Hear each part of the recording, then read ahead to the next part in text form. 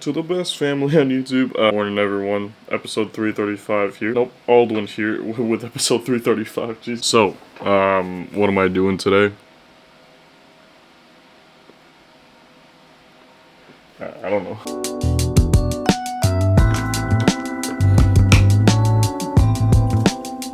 Oh, Jesus. Alright.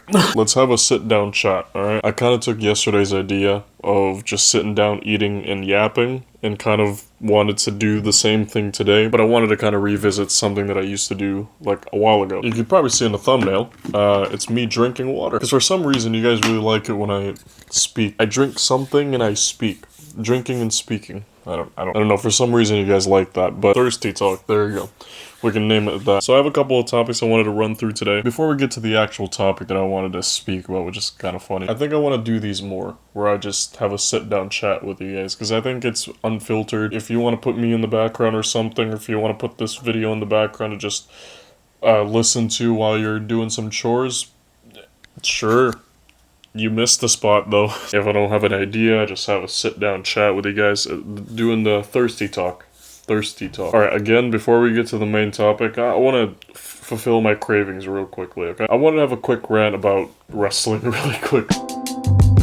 So obviously the main event was Cody Rhodes versus John Cena, and the way that happened is that The Rock got involved. Before Elimination Chamber, he asked Cody if he would sell his soul, blah blah blah, and in Elimination Chamber, it was John Cena that sold his soul. Obviously Rock plays a big part in that, and also Travis Scott a little bit, because he doesn't play a major part, but he was just there. And obviously we expected something like that to happen in WrestleMania, the biggest show that wrestling's got. But no, we did not get that. We got, instead, Travis Scott, 140 pounds soaking wet, trying to stop a match between two 200-pounders. So I watched Dwayne's appearance in the Pat McAfee show, and he was basically saying that, well, there's three things that he was saying. One, the whole sell your soul thing was actually his idea, because management came up to him and being like, oh, we're looking to sell more tickets. Could you show up at Elimination Chamber? Number two, he had other occupations.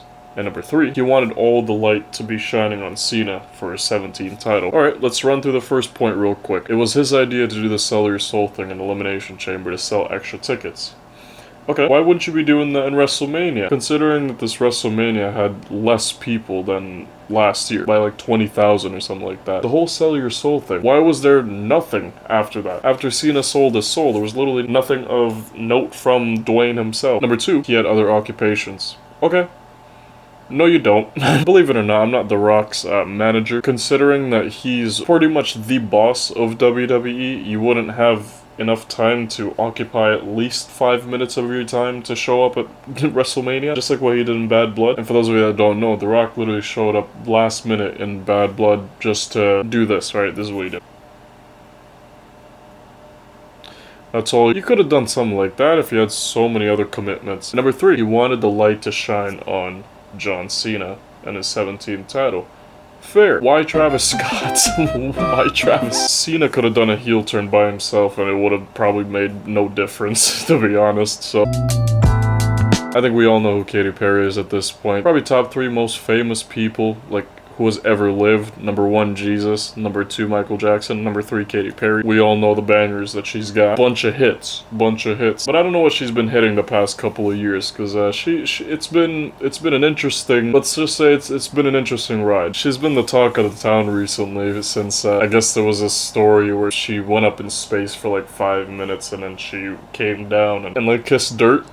Kiss the dirt. I don't know. But I think that she met E.T. somewhere up there, man, because this performance that I'm about to show you is definitely very interesting. So this is one of her concerts in Mexico City.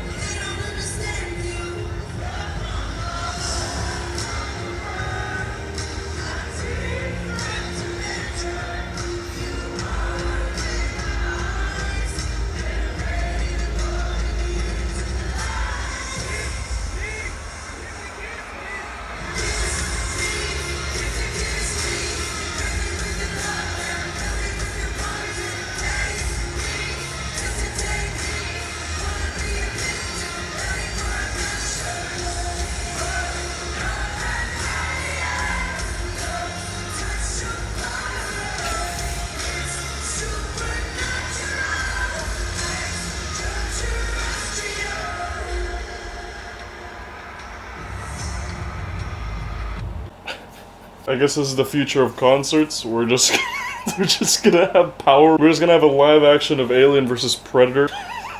Obviously, I'm not just gonna completely dunk on this. It is good, you know, it's good to put effort into this. It's good to put effort for your people, for the fans. Alright, let's get to the criticism real quick. Katie, it's funny, because I just talked about WWE, and this feels very WWE-like. As a man of combat sports knowledge and sports entertainment, I feel like you could have, bam, you know what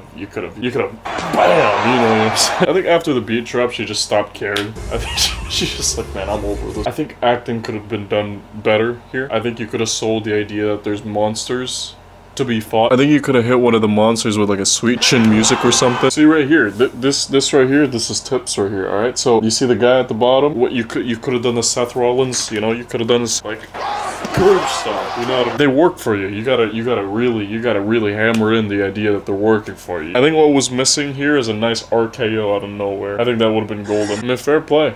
She looks like she's having fun. Who am I to really judge someone that's having fun, alright? You know what? If I ever do a concert, guys, I'm gonna bring in a wrestling ring and I'm gonna do like a suplex on one of the fans, you know what I'm saying?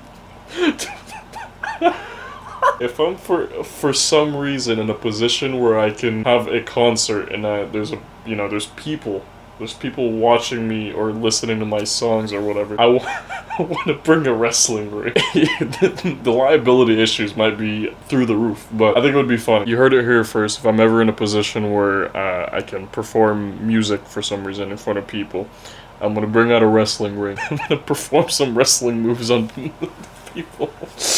Yeah, that's all my yapping is for today. Thanks for watching. Yeah.